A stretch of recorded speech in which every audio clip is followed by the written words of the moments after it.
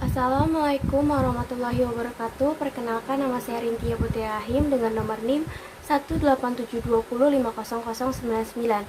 Saya dari semester 2 Prodi Pendidikan Ekonomi Malam, Fakultas Ilmu Pendidikan, Universitas Manjasakti Bekasi. Pada video kali ini yaitu dari mata kuliah Ekonomi Syariah dengan dosen pengampu Pak Dermawan MM. Kesempatan kali ini saya akan menjelaskan lembaga yang melakukan aktivitas ekonomi syariah dan menjelaskan fungsi dan peran dari Dewan Pengawas Syariah dan Dewan Syariah Nasional terhadap lembaga syariah. Kita lanjut saja. Yang pertama itu pengertian dari lembaga keuangan syariah. Lembaga keuangan syariah adalah lembaga keuangan yang menjalankan kegiatannya dengan berlandaskan prinsip syariah Islam. Lembaga keuangan syariah terdiri dari bank dan non-bank. Seperti itu, non-bank ada asuransi, pegadaian, reksadana, pasar modal, BPRS, dan juga BMT. Selanjutnya yaitu secara garis besar dapat digambarkan di bawah ini lembaga-lembaga keuangan syariah yang ada, yaitu yang pertama yang ada bank syariah. Bank merupakan suatu lembaga keuangan yang mempunyai fungsi utamanya adalah menerima simpanan uang, meminjamkan uang, dan jasa pengiriman uang. Pada awalnya istilah bank memang tidak dikenal di dunia Islam. Yang lebih dikenal adalah JIBIS yang mempunyai arti penagih pajak, yang pada waktu itu JIBIS dikenal dengan penagih dan penghitung pajak pada benda yang kena pajak, yaitu barang dan tanah. Nah, yang kedua itu adalah bank pengkreditan syariah. Menurut Undang-Undang Perbankan Nomor 7 Tahun 1992, BPR adalah lembaga keuangan yang menerima simpanan uang hanya dalam bentuk deposito berjangka tabungan dan atau bentuk lainnya yang dipersamakan dalam bentuk itu dan menyalurkan dana sebagai usaha BPR. Dalam hal ini, pada teknisnya BPR syariah beroperasi layaknya BPR konvensional namun menggunakan prinsip syariah. Selanjutnya yaitu pegadaian syariah. Nah, pegadaian syariah itu ada jasa dan produk pegadaian syariah seperti pemberian pinjaman atau pembiayaan atas dasar hukum gadai. Yang kedua, penafsiran nilai barang. Yang ketiga, penitipan barang. Dan yang keempat yaitu gold counter. Nah, yang keempat ada asuransi syariah. Dalam bahasa Arab, istilah asuransi biasa diungkapkan dengan kata at-tamin yang berarti bahasa berarti tumaninatun nafsi wa zawalul khauf, tenangnya jiwa dan hilangnya rasa takut. Nah, yang dimaksud dengan asuransi yaitu perjanjian antara dua belah pihak atau lebih dengan nama pihak penanggung jawab mengikatkan diri dengan pihak tertanggung dengan menerima premi asuransi untuk memberikan penggantian kepada tertanggung karena kerugian, kerusakan atau kehilangan. Nah, yang terakhir itu ada Baitul Ma'al wa Tamil atau BMT.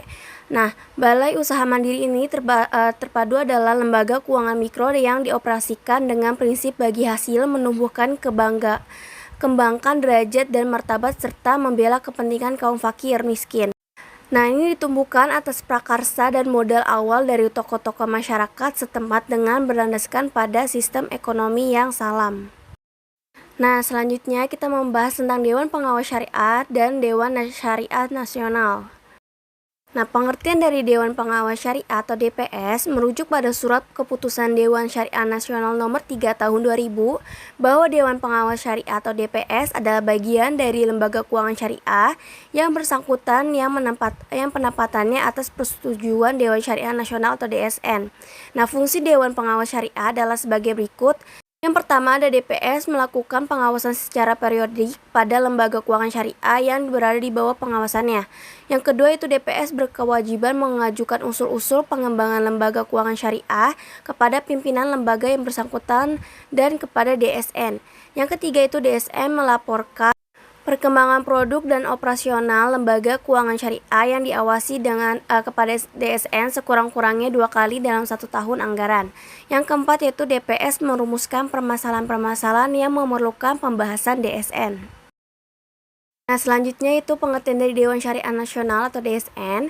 Nah, Dewan Syariah Nasional adalah dewan yang dibentuk oleh MUI yang bertugas menangani masalah-masalah yang berhubungan dengan aktivitas lembaga keuangan syariah. Nah, tugas DSN sekurang-kurangnya ada 4 hal yang menjadi tugas pokok. Di antaranya itu ada yang pertama menumbuhkan kembang penerapan nilai-nilai syariah dalam kegiatan perekonomian pada umumnya dan keuangan pada khususnya. Yang kedua, mengeluarkan fatwa atas jenis-jenis kegiatan keuangan syariah.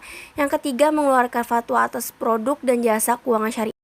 Yang keempat, mengawasi penerapan fatwa yang telah dikeluarkan. Selanjutnya, efektivitas peran DSN dan DPS dalam lembaga keuangan syariah. Fungsi yang diemban DSN untuk melahirkan fatwa di bidang keuangan merupakan bagian dari gelombang kebangkitan ijtihad, terutama di bidang ekonomi, finansial, dan perbankan. Walaupun keberadaan DSN dan DPS sebagai lembaga pengawas dalam lembaga keuangan syariah dijamin oleh Undang-Undang Nomor 10 Tahun 1998, fungsi DSN dan DPS belum berjalan secara optimal. Nah, DSN dan DPS mempunyai kewenangan untuk melaksanakan tugas sebagai badan pengawas syariah. Sebagai contohnya itu teguran tertulis dari Bank Indonesia tentang pelaksanaan akad murabahah. Demikian saya sampaikan dari materi yang sudah saya jelaskan. Kurang lebihnya saya mohon maaf. Wassalamualaikum warahmatullahi wabarakatuh.